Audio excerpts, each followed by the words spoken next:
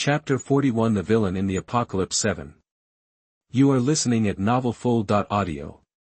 Several people exchanged confused glances, creating a slightly awkward silence. Finally, Sun's father stood and announced, "All right, if Xuanhuan's not hungry, let's eat.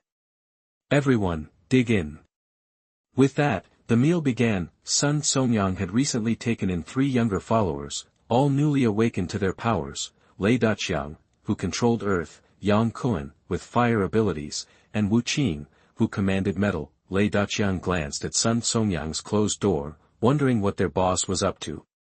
He'd been fine just weeks ago, but he'd changed drastically. In the apocalypse, just having food was a blessing, but Sun Xuanhuan was acting picky. Sure, he used to be some rich kid, but now survival was the name of the game. Plenty of people were starving. His folks had adapted well enough, so what was his deal? Whatever, more for him. After dinner, everyone went their separate ways. Sun's parents went back to their room. Sun's mother sighed and asked Sun's father, who was clearly irritated, "What's gotten into Xuanhuan lately?"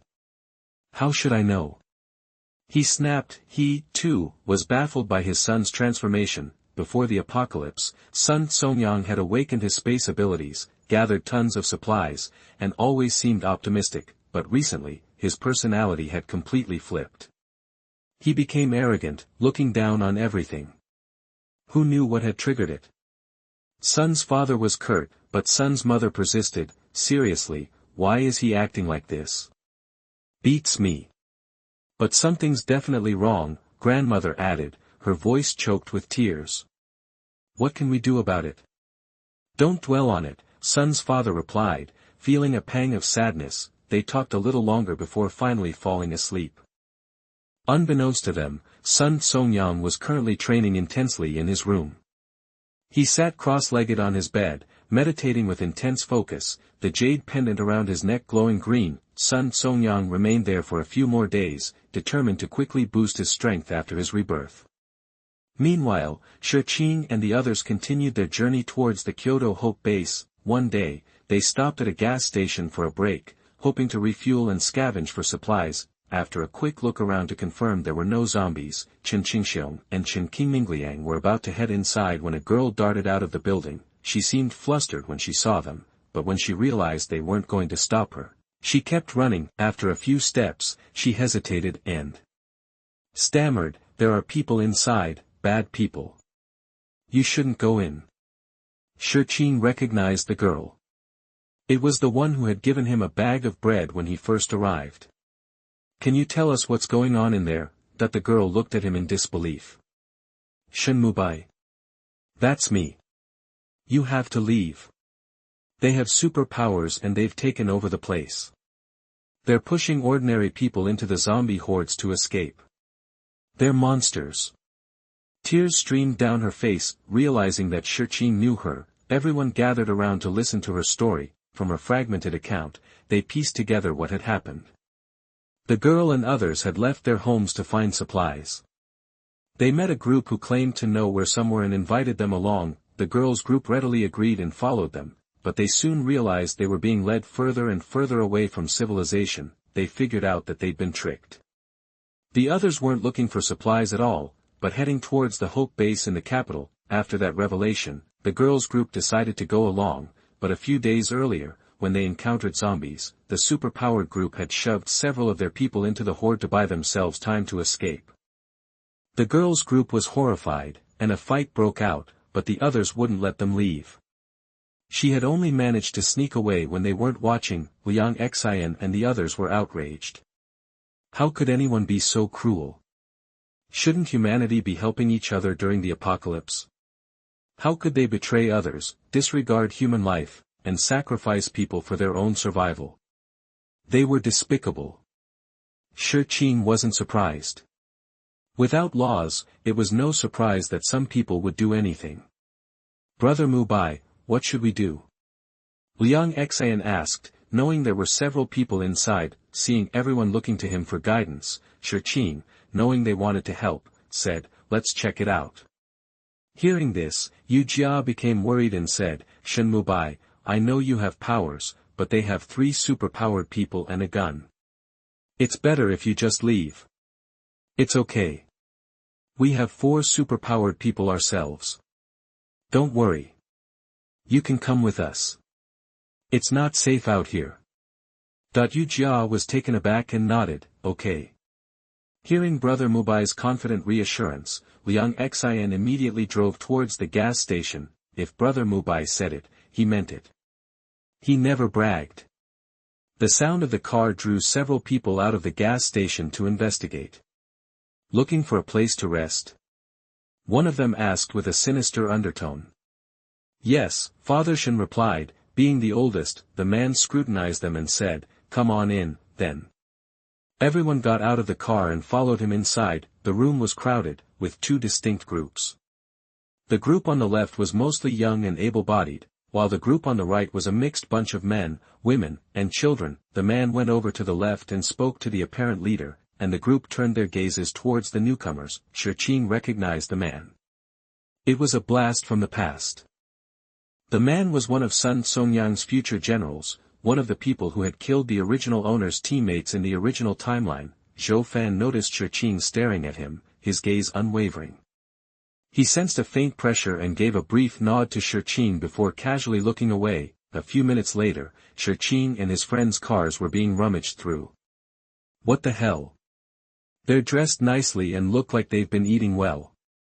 I thought there'd be a ton of supplies. This car's empty.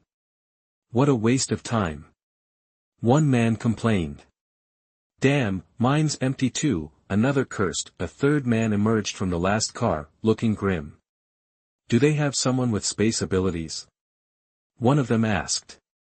Probably. We need to tell the boss. The 3 men hurried off to report to their leader. Zhou Fan perked up at the mention of space abilities. Space users could store anything in their own pocket dimension. Now that was useful. Chapter 42 The Villain in the Apocalypse 8.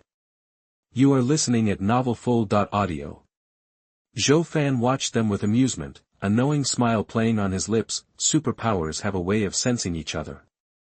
He could feel 3 of them over there, though their power levels were weak. Probably second wave awakenings. Nothing to worry about. He was first wave, his level far surpassed theirs. Taking them down wouldn't be a problem, but the kid watching him, he seemed to be the group's leader, even though he didn't show any superpower activity. Zhou Fan's gut told him there was more to this guy than met the eye. He'd been keeping an eye on them all afternoon.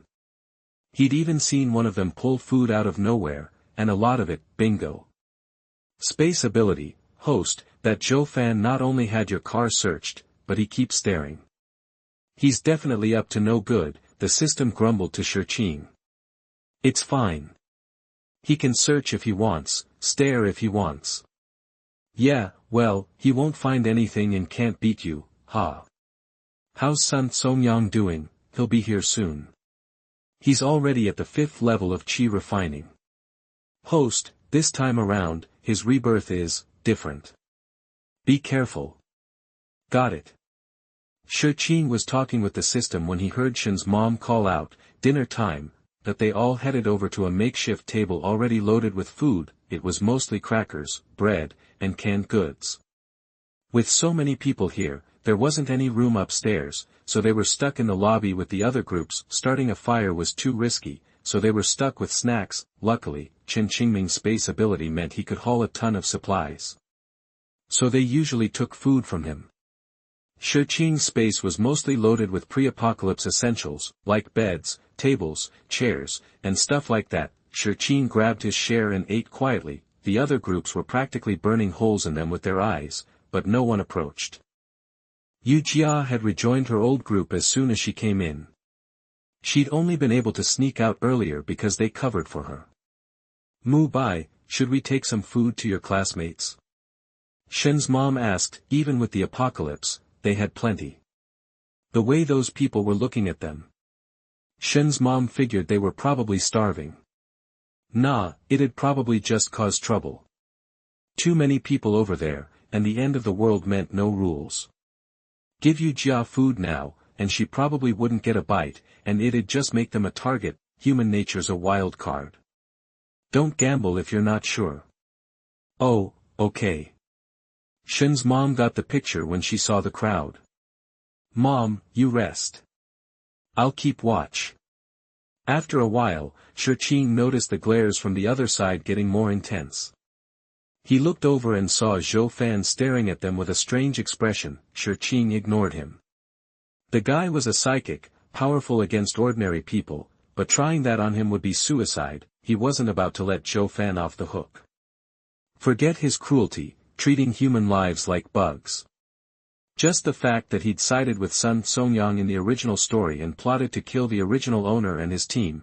Nope, Shi Qing was just trying to figure out how to make Zhou Fan disappear when Zhou Fan started walking towards them with a few guys. Shen's dad and the others watched them approach. Confused, one of Zhou Fan's cronies spoke first. Hey there, I'm Lin Zhua, from the team over there. He pointed to their group. Hello, Shen's dad replied. Lin Zhua was all smiles. He pointed to Zhou Fan beside him. This is our leader, Zhou Fan. You guys headed to Hope Base, too? Yep. What a coincidence. We're going there, too. Our team has a few superpowers and weapons for protection. Safer if we all travel together. Wanna join us? Liang Xin, getting impatient, reacted a little too strongly. They were trying to rescue the people Zhou Fan was bullying, not join them. No, we gotta go somewhere else. It might delay you, Shen's dad said, making up an excuse. He knew how ruthless these guys were from what the little girl had said. No way they were going with them. Lin's smile faltered a little at the rejection. He glanced at Zhou Fan, asking with his eyes what to do next. Where are you headed, exactly? Maybe we can all go to the Hope Base together. What do you say? Zhou Fan pressed. Not really convenient. We'll stick to our own plan, Shi Qing said flatly. Zhou Fan eyed him, then Qin Qingming, before turning back to them with a smile. If it's not convenient, forget it. But inside, Zhou Fan was seething. Why were they turning him down?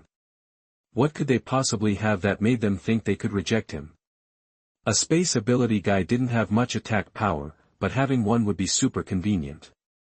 If he could get this guy on his side, great. If not, he'd just have to be a little forceful. After Zhou Fan and his crew left, Liang Xin exploded. Do they think we're gonna be bait? No way we're going with them. Mubai, we have to do something to stop them from going crazy. Shi Qing hummed, wondering why Zhou Fan was trying to rope a bunch of regular people into joining them. Saying they wanted meat shields against zombies was a stretch. Traveling with a big group like that was noisy and would attract more zombies. It was safer and faster to go it alone. He still didn't know the real reason, but he couldn't let things keep going like this. Then again, Yu Jia and the others had made it this far thanks to Zhou Fan. If they were separated, those ordinary people wouldn't stand a chance. Looks like after he took care of Zhou Fan, he'd have to babysit Yu Jia's group and get them to safety. Just thinking about it gave Shi Qing a headache. That night, while Shi Qing was leaning against the wall, eyes closed but on high alert, he heard faint footsteps. He opened his eyes silently and saw a figure sneaking towards the door. It was Zhou Fan. He peeked around inside to make sure no one was watching before carefully slipping out. Shi Qing narrowed his eyes, cast an invisibility charm on himself, and followed Zhou Fan. Chapter 43 The Villain in the Apocalypse 9. You are listening at novelfull.audio. Zhou Fan ducked around the night watch and stopped a good distance from the gas station. What's up? Why did you call me out here? That thing contacted me out of nowhere. What's going on? Shi Qing watched him talking to thin air, confused at first, then catching on after a beat. Before long, something began to materialize in front of Zhou Fan, a ball of light, taking on a vague shape. One of the people who showed up today is different. Strong. Don't mess with him. A boy's clear voice came from the light. Seeing this, Zhou Fan didn't bat an eye and just responded, You talking about that guy Shen Mubai? Yeah. Stay away from them. I can't even figure him out. Trust me, you don't want any trouble with him. Zhou Fan frowned. Okay, got it. So, when am I getting what you promised? You gotta do your part first. Then you'll get it. The boy's voice was even. I'm on it, chill. I'll get Zhang Siyu to the Capital Hope base safe and sound, just like you said. Just don't forget our deal. Fine. Zhou Fan, getting annoyed, watched the light fade away and headed back. Shi Qing had seen the whole thing from the sidelines. That thing, a jade pendant, maybe? And it was sentient. After coming here, he'd been around Zhou Fan this whole time and hadn't noticed a thing. Turns out, it was just a sliver of consciousness attached to him. Easy to miss if you weren't paying attention. The Zhang Siyu they were talking about, wasn't she Sun Songyang's girlfriend before he was reborn? Shi Qing was starting to get interested. Things were getting complicated. On the way back, Zhou Fan couldn't shake the question, who was Shen Mubai? Even that thing couldn't read him. He was hoping to recruit the space ability users, but now that was off the table. If that mysterious, powerful thing thought the guy was strong, it was a good thing he hadn't made a move. He'd be dead meat. First thing tomorrow, he was telling his guys to stay clear of those people. Little did Zhou Fan know, the die was already cast. Whether he was right or wrong about attacking Shi Qing and the others, his fate was sealed. Host, what were they talking about? The system asked Shi Qing on their way back. Shi Qing considered his theory. It's a bit complicated. Don't worry about it for now. You'll figure it out later. Okay. Back at camp, Shi Qing acted like nothing had happened, practicing and keeping watch through the night. At dawn, Shi Qing kept a close eye on the group on the right and spotted a pretty woman among them. As luck would have it, Yu Jiazheng was chatting her up. They were clearly close. System, pull up some photos of Zhang Siyu, Sun Songyang's ex. Got it, host. The system showed Shi Qing the pictures after a moment. Confirming his suspicions, Shi Qing recognized Zhang Siyu as Sun Songyang's former flame. If he had to guess, the jade pendant he'd seen last night was Sun Songyang's space-manipulating pendant. Even if this world had plenty of spiritual power, it was nothing compared to the sea of power in his original world. Weapon spirits were rare back home, but this world had one, and it had some kind of law power to it, which was strange. Sun Songyang's 2 rebirths were probably tied to it. So, Zhou Fan needed to get Yu Jia and her group to the Hope base for Zhang Siyu, and the people they were using as zombie bait. They were just cold-blooded types, lost their humanity after the apocalypse and didn't think twice about sacrificing people when it mattered. Zhang Siyu and Sun Songyang were broken up. So why was the weapon spirit protecting Zhang Siyu? Wasn't it supposed to be Sun Songyang's lucky charm? If Zhou Fan's aim was to get Zhang Siyu to the base, Shi Qing would wait to deal with him until they were close. Oblivious, Zhou Fan had earned a temporary stay of execution. After everyone woke up, he told his men to get ready to roll out. He figured Shen Mubai and his group wouldn't tag along, but they did. Yesterday, he'd invited them along, hoping to win over the space ability user, but they'd said no. Now he wanted nothing to do with them, and they show up again. Mr. Zhou, you know what? You were right. There's safety in numbers during the apocalypse. We figured it'd be safer to stick with you, Shen's father said with a smile. Zhou Fan, he didn't want them coming along, but he'd already said his piece the day before. With Shen Mubai and his mysterious background, he couldn't take back his words, so, Shi Qing and his group followed Zhou Fan's. Shen's mother prepped Yu Jia ahead of time and secretly slipped her some extra food. That seemed to ease the girl's worries. Shi Qing kept an eye on Zhou Fan. In the days that followed, Zhou Fan didn't try to contact the weapon spirit again. The weapon spirit's body was probably with Sun Songyang. It seemed that, if he wanted to figure this out, he'd have to wait until he met Sun Songyang. Shi Qing's group had a smooth journey for the most part. Sure, the zombies were getting tougher, but Liang Xian and the others were getting more powerful. Besides, Zhou Fan had plenty of people on his side. As long as they didn't run into a zombie horde, they could work together to take down the undead. One day, passing by a small town, Shi Qing ran into another former teammate, Xuanhuan. It was getting late, so Zhou Fan and his people planned to camp in the town for the night.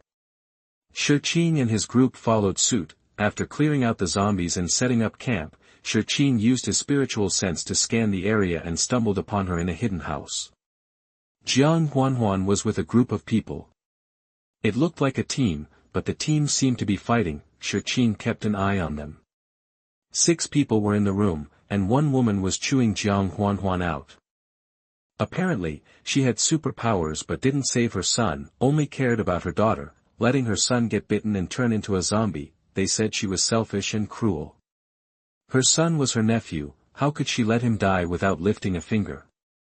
They hated themselves for not having powers to protect their son, acting like Xuanhuan was a monster. The other 3 just sat there, silent and detached. Xuanhuan sat off to the side, holding a little girl, not saying a word.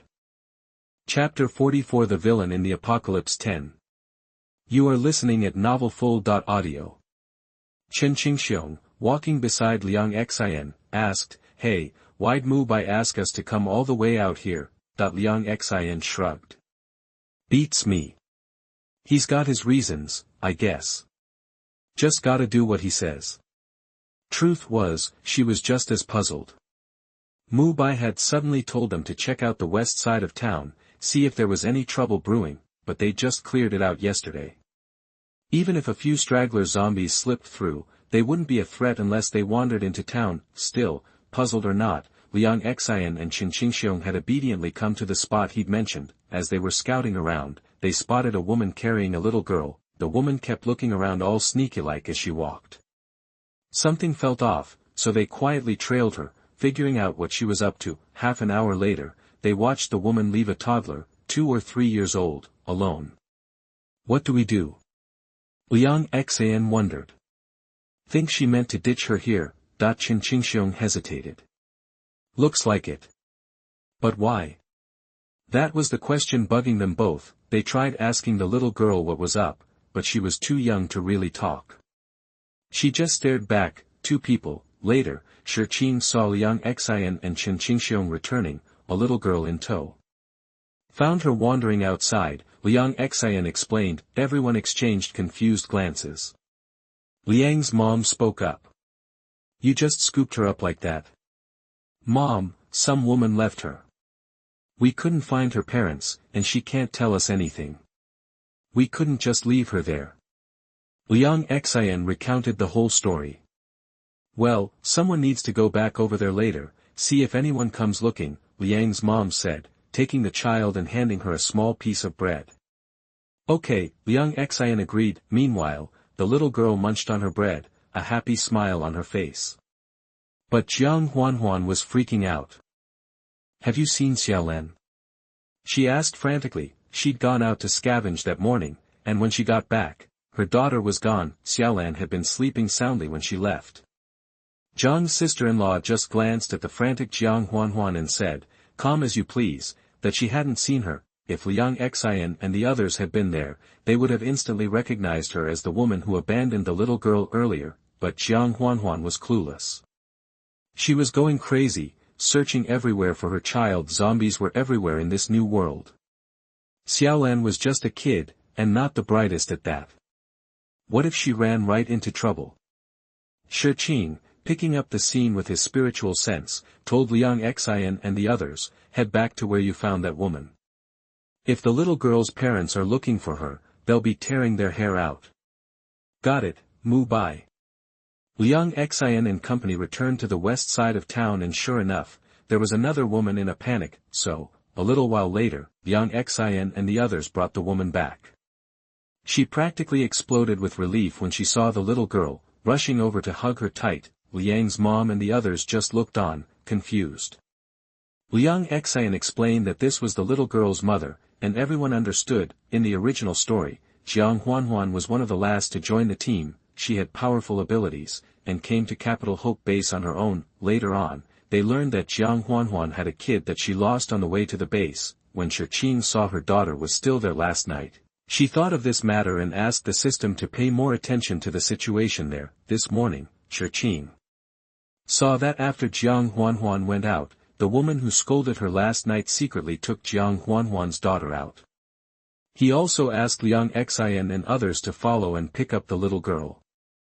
In the original plot, this was when Xuanhuan was supposed to lose her kid. Xuanhuan held her daughter for a long time before the relief finally sunk in and she thanked everyone profusely. Thank you for bringing my daughter back. Liang's mom and the others just waved it off.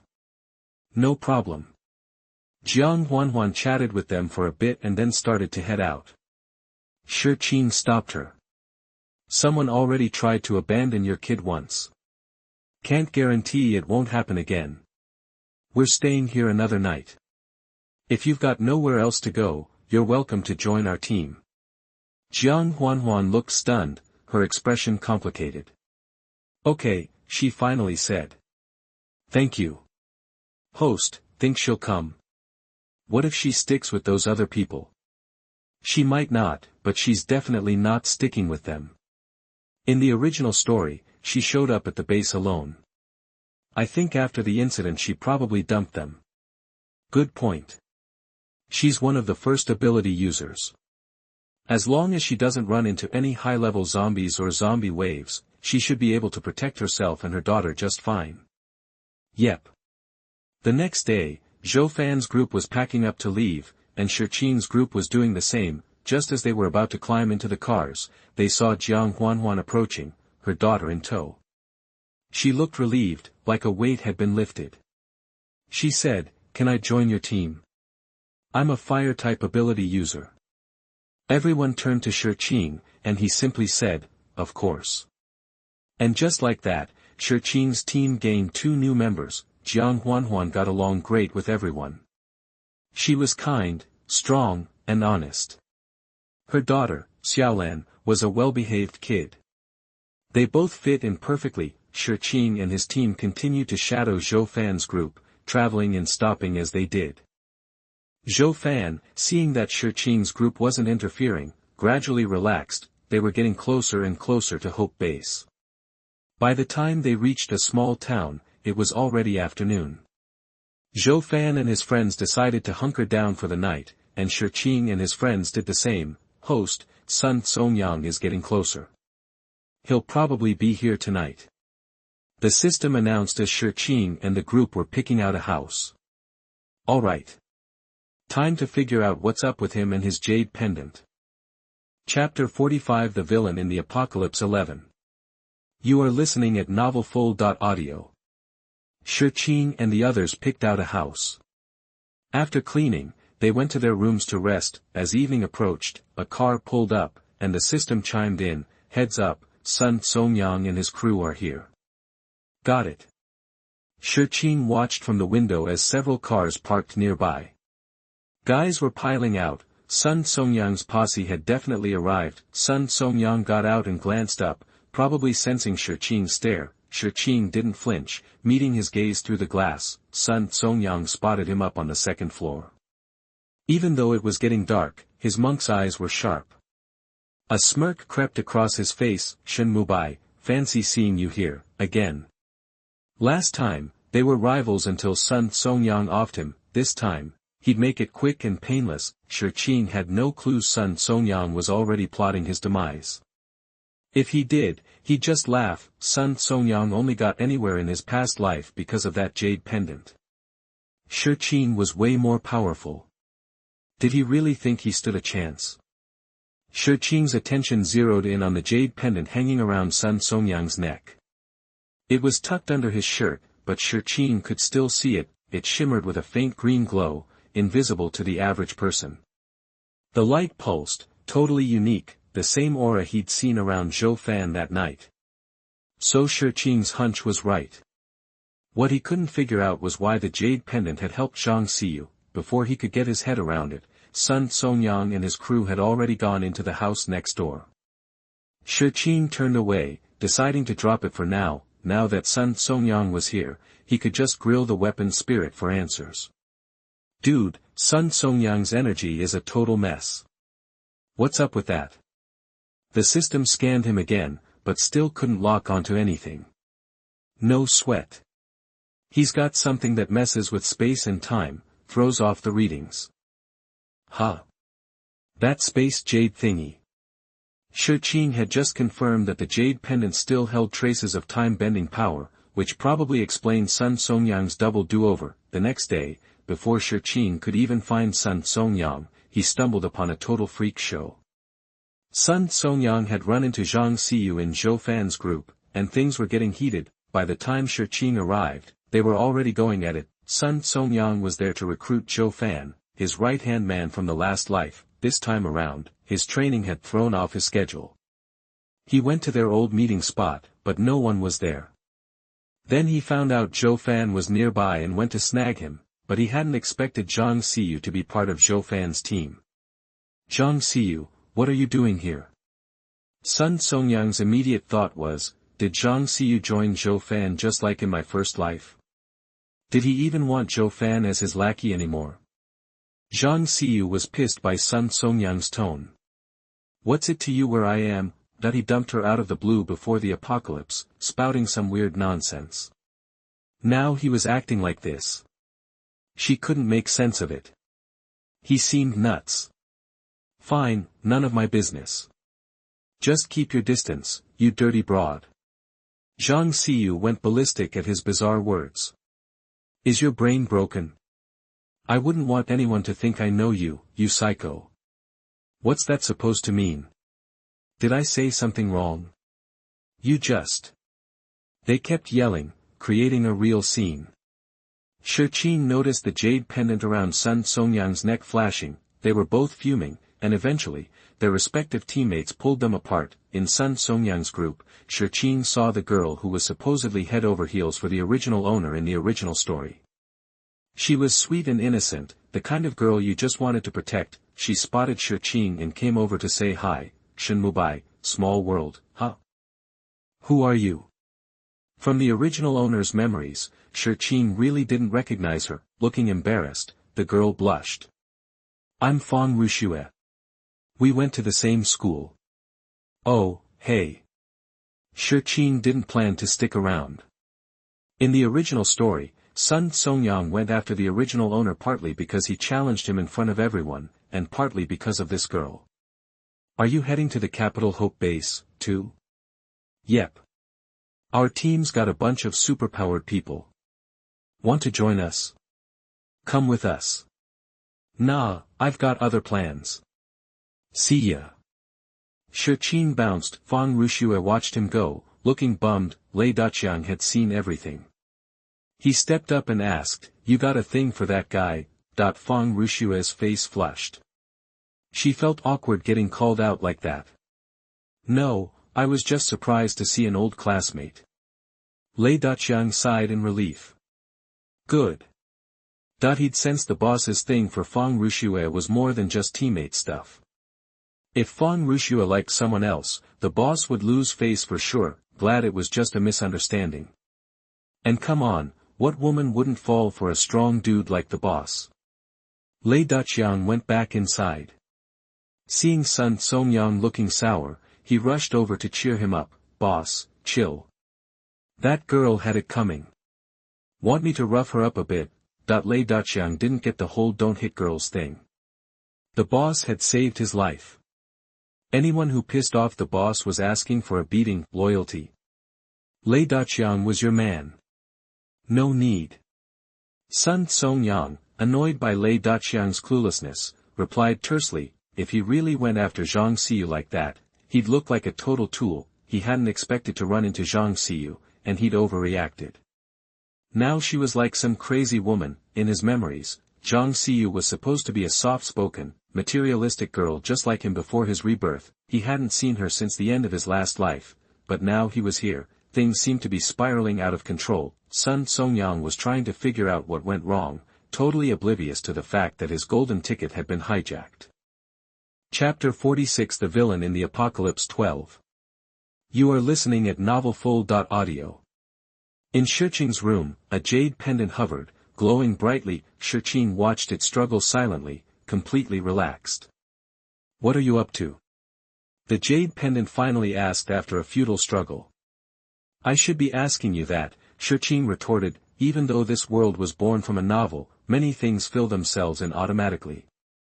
Some people are influenced by the original plot, but this jade pendant clearly isn't, at least, not yet. Why are you letting Sun Songyang be reborn over and over? What's the deal? that the jade pendant was taken aback. How did you know? Never mind how I know. Just tell me what you're trying to accomplish, and where did you get your hands on that tiny bit of time manipulation? That seeing that Shi Qing knew so much, the jade pendant was secretly alarmed but stubbornly replied, "Why should I tell you anything?" "Oh, really? How about I just toss Zhang Xiyu to the wolves?" Shi Qing threatened. "No. You can't do that." Hearing the jade pendant's frantic tone, Shi Qing knew he had leverage. "Then tell me why you're doing all this. Explain everything, and maybe I'll help you." Shi Qing paused, then added, "Otherwise, you know I have a score to settle with Sun Songyang, and I'll fight him tooth and nail. You're letting Sun Songyang be reborn to mess with me, causing my life to be ruined. All these are your credit. Since Zhang Xiyu is so important to you, I will not let her go." The jade pendant was frantic. Okay, I'll tell you, just leave her alone." "If I tell you, will you help me protect Zhang Xiyu? Tell me first. If what you say checks out, I'll consider making sure she gets to Hope Base safely." Shi Qing was just trying to scare it, he wouldn't hurt an innocent woman. And promising to get her to the base was the best he could do. "Alright, fine. It's not that big of a secret anyway," a clear, youthful voice said from within the jade pendant, beginning its explanation. "I came from another world, arriving here by chance. I hadn't yet developed consciousness. The Zhang family picked me up, and I was passed down as a family heirloom. Gradually, I became self-aware. But the spiritual energy in this world is weak, not enough to keep me conscious all the time. Later, when the apocalypse hit, the spiritual energy increased, and I slowly woke up. But when I woke up, I was already in Sun Songyang's hands. He was on his deathbed. Somehow, he triggered the time power within me. I accidentally bound myself to him and used that power to reverse time, allowing him to be reborn. It wasn't my intention, but I didn't object. Sun Songyang is Zhang Xiyu's boyfriend, and he could protect her if he had power. But I didn't expect that I would fall asleep again after the time reversal, and Sun Songyang would dump Zhang Xiyu after his rebirth, leaving her to fend for herself in the apocalypse and die young." The jade pendant sounded confused and angry, continuing, "So, I had to turn back time again after Sun Songyang died. In the last life, Zhou Fan and Sun Songyang were close, so I left a trace of consciousness with him, telling him to escort Zhang Xiyu to Hope Base. If he succeeded, I'd give him the secrets to immortality." Shi Qing listened, understanding the convoluted story. "So, this space jade pendant belongs to the Zhang family? And Sun Songyang still treats Zhang Xiyu like that? More likely, he feels guilty and wants to stay away from her. Then what's the deal with the time power you have?" "I don't know. I had it when I first woke up. You can see it's just a little bit given to me by someone. Now I've used it twice, and it's almost gone. If I actually had the ability, I wouldn't be pushed around like this." Shi Qing nodded. "Fair enough." Having learned everything, Shi Qing gave the space jade pendant a choice: 1. Break the bond with Sun Songyang, stop helping him, and follow Shi Qing. 2. Shi Qing destroys it outright. The jade pendant chose the first option without hesitation. It had wanted to break free from Sun Songyang for ages. Now that someone could set it free, it jumped at the opportunity. As for being destroyed, that was out of the question. Shi Qing immediately created a magic circle, severing the connection between the jade pendant and Sun Songyang in moments. Sun Songyang, lost in thought, suddenly felt his connection to the space vanish. Panicked, he pulled out the jade pendant from his chest to inspect it. Luckily, the pendant was still there. He immediately tried to enter the space to check it out, but couldn't get in no matter what. The space didn't respond when he tried to take out the things inside. Sun Songyang started to panic. His supplies, his spiritual spring, his cultivation method, were all in there. What was he going to do? It's over. Everything is over. The system watched Sun Songyang's reaction, finding it hilarious, and broadcast it to Shi Qing. "Host, check out Sun Songyang's reaction. it's so funny. Shi Qing glanced at it a few times then looked away. He looked at the floating jade pendant, let it fall asleep, and put it into the space. Chapter 47 The Villain in the Apocalypse 13. You are listening at NovelFold.audio. The next day, everyone headed to Hope Base in the capital. Shi Qing spotted Sun Songyang looking completely wrecked and miserable. Sun Songyang glared at him with pure hatred, making it clear he'd never let it go. Shi Qing just glanced back. Funny, because he wasn't planning on letting Sun Songyang off the hook either. Sun Songyang's crew now totaled 12. Besides Zhou Fan, the 6 original team members from his past life, all the heavy hitters who hadn't been reborn before Sun Songyang were now on his side, that left his 3 pretty boy toys and his parents. Shi Qing eyed the group and smirked. He remembered that in the original timeline, Sun Songyang hadn't gone to Hope Base. Instead, he'd been scavenging supplies and eventually built his own base. Seeing them now, all eager to get to Hope Base, Shi Qing figured Sun Songyang was probably out of space jade pendant juice and supplies, so he was hitting up Hope Base first to regroup and figure things out. Since several teams were headed to the same place, they all set off together, more or less traveling as a convoy. They were close to Hope Base, and hardly ran into any zombies on the way. Shi Qing kept an eye on Sun Songyang. He noticed that whenever they encountered zombies, the powered individuals jumped into action while Sun Songyang sat in the car with a sour look on his face, saying nothing. Sun Songyang was in a foul mood, worse than usual. He couldn't figure out why his space jade pendant was on the fritz. It had always worked perfectly before. In his past life, that jade pendant had been his ultimate cheat code, right up until his death. After chilling out, he wasn't as bummed as last night. He still had his skills, and he was still gonna be the strongest dude around. Thing is, a huge part of his power-up came from the spiritual spring in the jade pendant space. Without it, leveling up was gonna be a major drag. Then there were the supplies. He'd hoarded a ton of stuff in there. Now everyone was eating the stuff from the car. He knew he could always grab more later, but it still stung to think about. The memories of cultivating weren't that important to him. He just hoped the jade pendant was having a temporary glitch and would be back up and running in a few days. Shi Qing knew all this. Everyone had superpowers, but Sun Songyang was cultivating. Even if losing the space was a setback, it wasn't a game ender for him. As they got closer to Hope Base, the night before arriving, Shi Qing slipped into Sun Songyang's room and set up a barrier. After he was done, Shi Qing let a hint of his own energy slip out. Sun Songyang went rigid when he felt it, and said in a panicked voice, "Who's there?" Who could have gotten into his room unnoticed? Sun Songyang looked over and saw Xuanhuan. "You? What are you doing here?" Sun Songyang was confused. He wanted to get rid of Xuanhuan, but he hadn't done anything yet. Shun shouldn't have a reason to hate him out of the blue. Why was he here? Besides, since when was he this strong? He remembered always being able to wipe the floor with him. Shi Qing chuckled. "You really don't know who I am." Sun Songyang felt a chill. Something was off with Xuanhuan. "Who are you really? You're definitely not Xuanhuan. Who else would I be? Xuanhuan isn't as strong as you. How did you even get in here?" Only now did Sun Songyang realize something was wrong outside. His teammates were in the next room. If he was yelling this loud, they should have come to check on him. What was going on?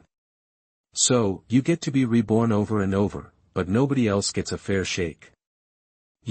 Are you reborn too? What do you think?" Shi Qing smiled, not confirming anything.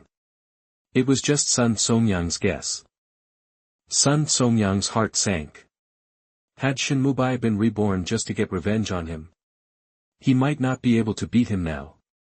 The jade pendant space was busted, and if he lost, he was screwed. Shi Qing looked at Sun Songyang's guilty face, saw his darting eyes, and said, "We don't know each other this time around, and we don't have any beef.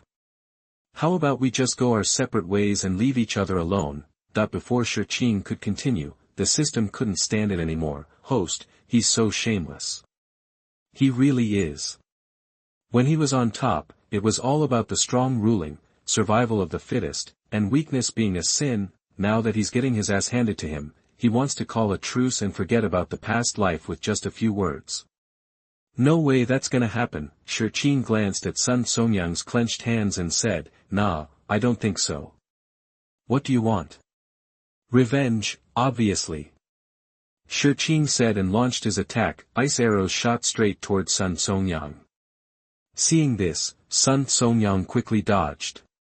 He was at the 5th level of Qi refining and could easily get out of the way, but he still didn't dare to drop his guard. If Xuanhuan had a head start, he'd definitely be more powerful than this. He took the offensive, sending a blast of spiritual power toward Shi Qing's face. Shi Qing raised his hand and waved, immediately dissipating the energy. Sun Songyang's eyes widened. How was that possible? Xuanhuan was also a cultivator.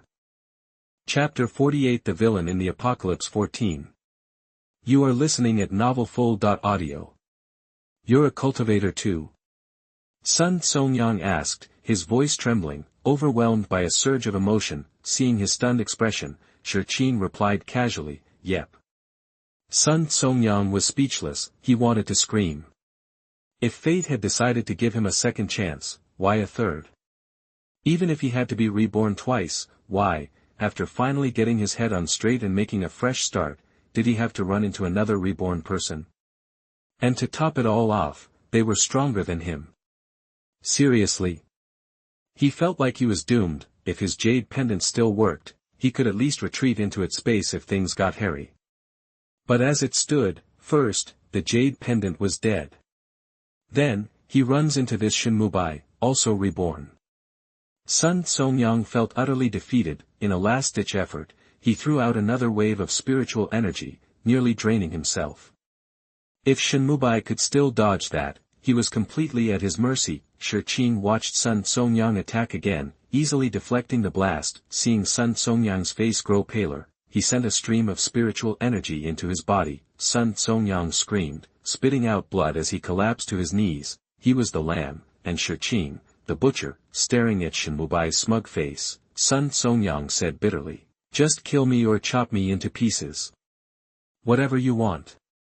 Shi Qing, seeing his desperation, was reminded of how Sun Songyang had treated the original owner in the original timeline. Sun Songyang despised him but didn't directly kill him.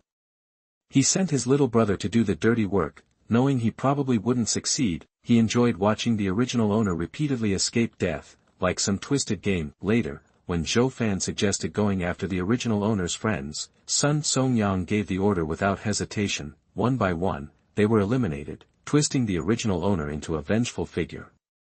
He became a constant thorn in Sun Songyang's side, causing him endless trouble, until Sun Songyang finally decided to get rid of him. Now, it was Sun Songyang's turn to feel that same crushing despair. Shi Qing wouldn't target Sun Songyang's parents. They died young in the original story and had no connection to the original owner's suffering. Instead, he destroyed Sun Songyang's dantian and meridians. Sun Songyang had been so proud of his strength, bragging about being a cultivator and the destined hero. Shi Qing would take away his precious cultivation, forcing him to suffer through the apocalypse like he did in his previous life, a fate worse than death. Shi Qing looked at Sun Songyang, now a helpless cripple sprawled on the ground, glaring at him with pure hatred. He slipped him a bad luck charm and placed a silencing spell on him before leaving. Sun Songyang would be unable to tell anyone about what happened tonight, his rebirth, or the jade pendant, even in writing. Sun Songyang stared at the spot where Shi Qing had vanished, his eyes filled with despair. This was it. He was finished. No cultivation, no superpowers, no space. What was he supposed to do now?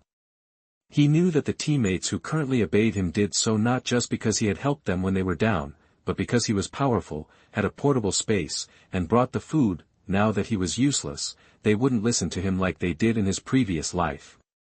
They might even turn on him, too weak to even get up. Sun Songyang spent the night on the ground, paralyzed by fear. The next morning, when Sun Songyang was late, his father went to check on him. After knocking for a while with no response, Sun's father opened the door and went in.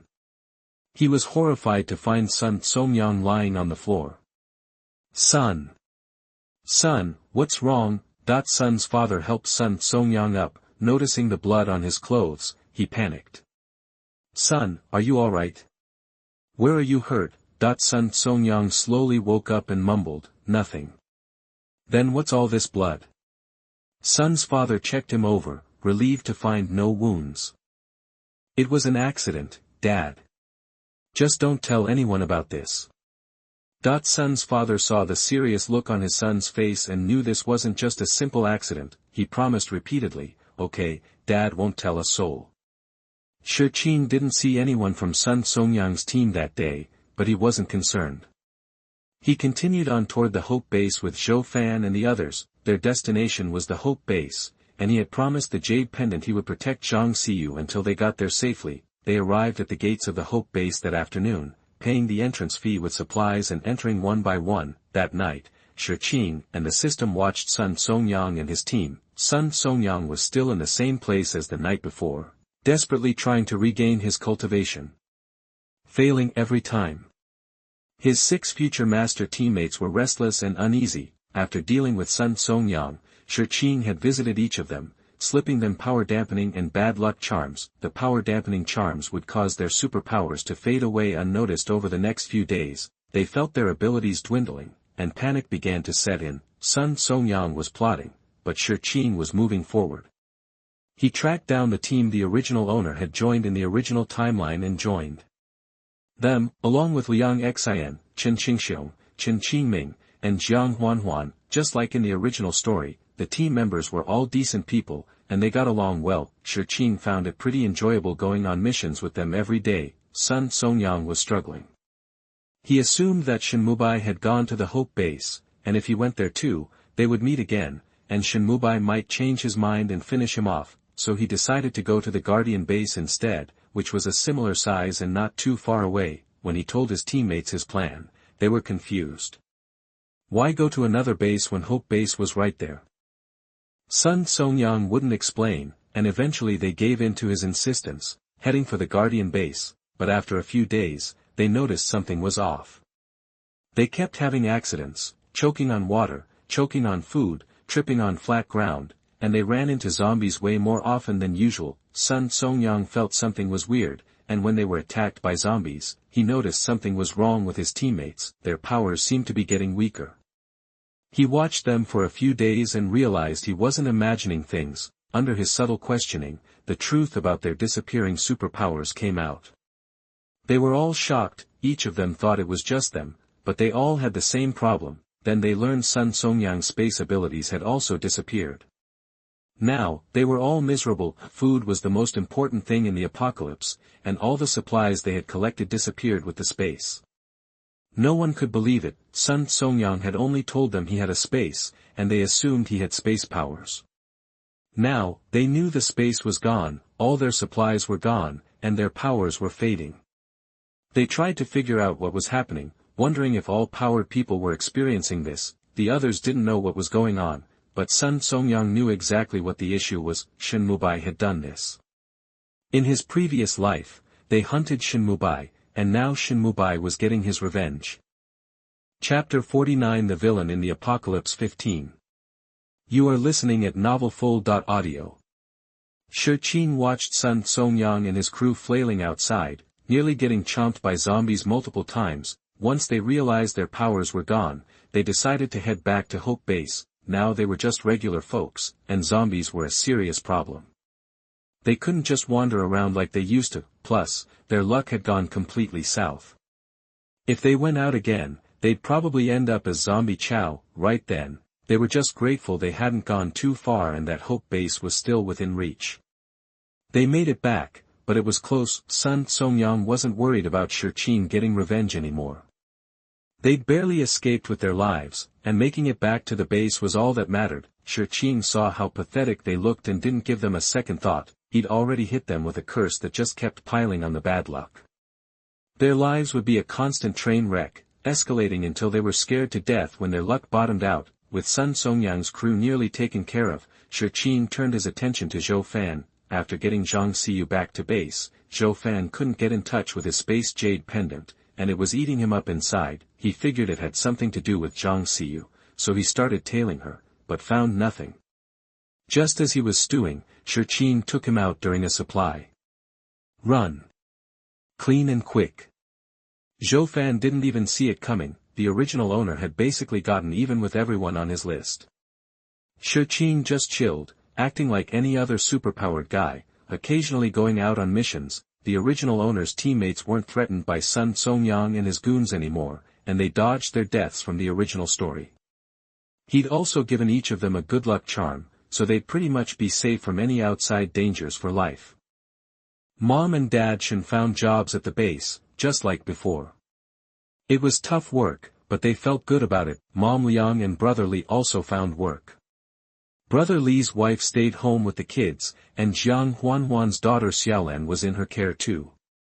Xuanhuan would give her some food as a thank you, and everyone was doing alright. Shi Qing was living the good life, while Sun Songyang's world was falling apart. Back at the base, Sun Songyang and his 6 buddies realized their luck was just getting worse and worse.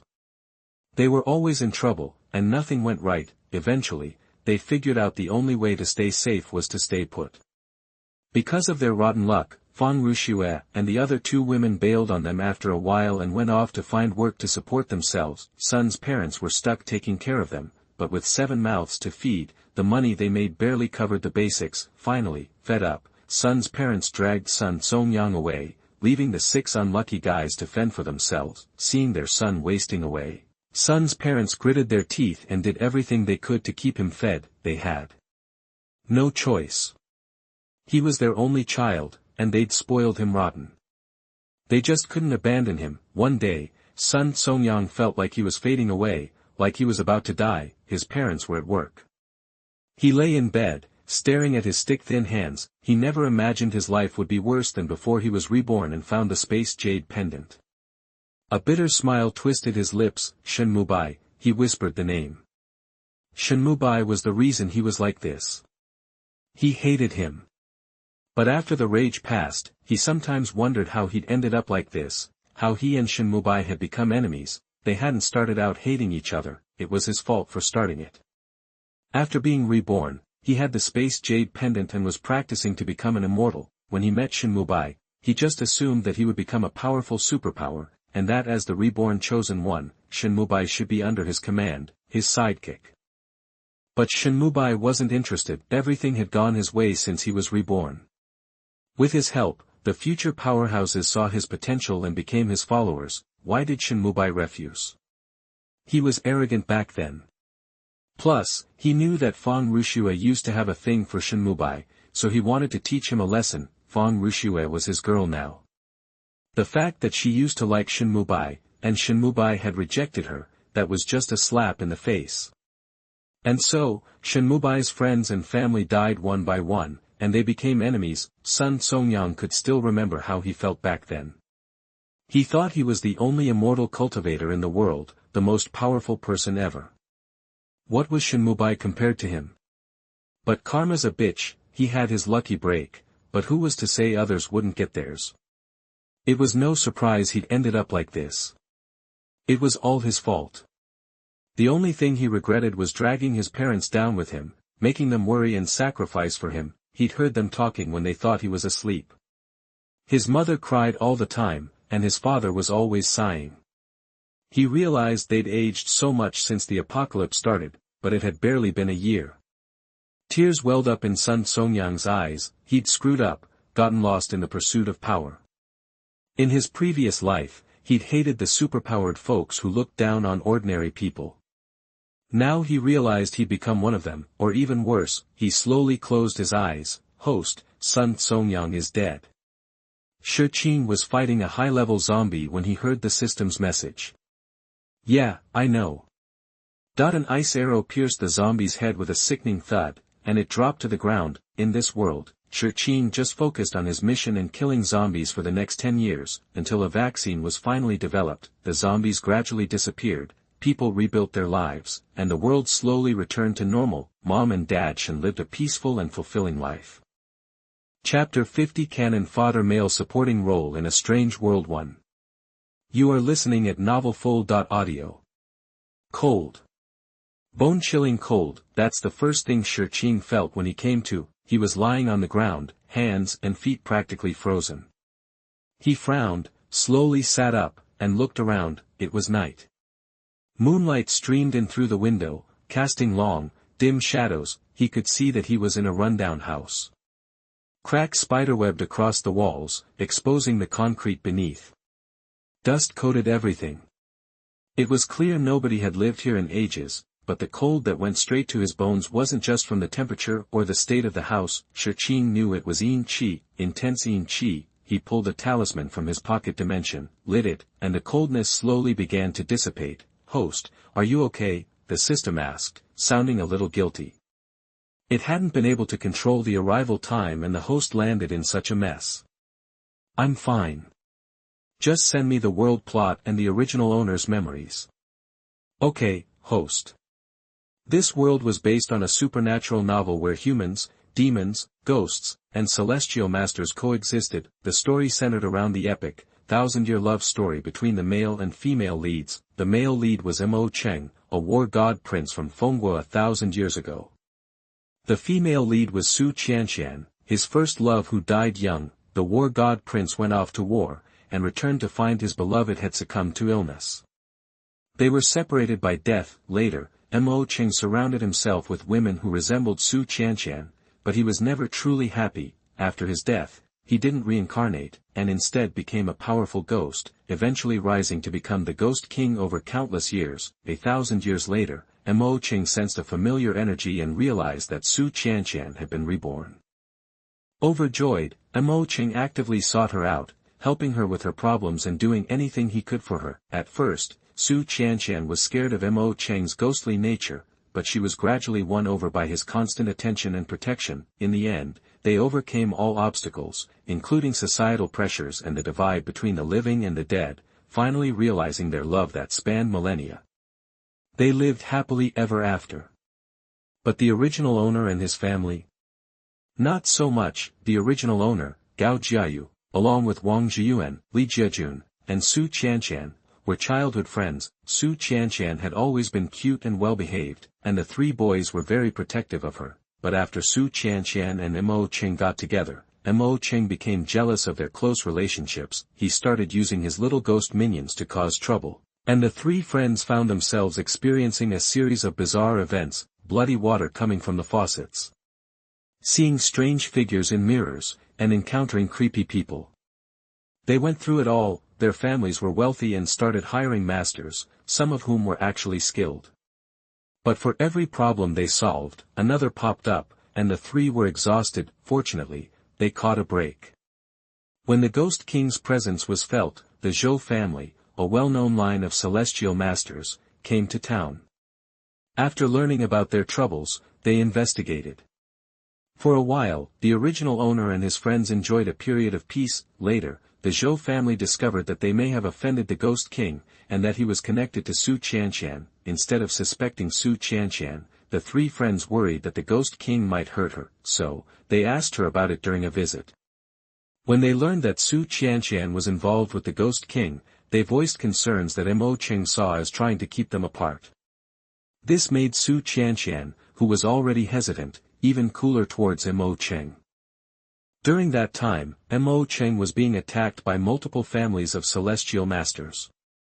Once he got a moment to breathe, he hunted down and killed the original owner and his friends. The original owner's parents and the parents of the other two families were also killed by Mo-Cheng before they could confront Su Qianqian. The original owner's soul, confused and terrified, somehow made its way back to the Gao family ancestral hall.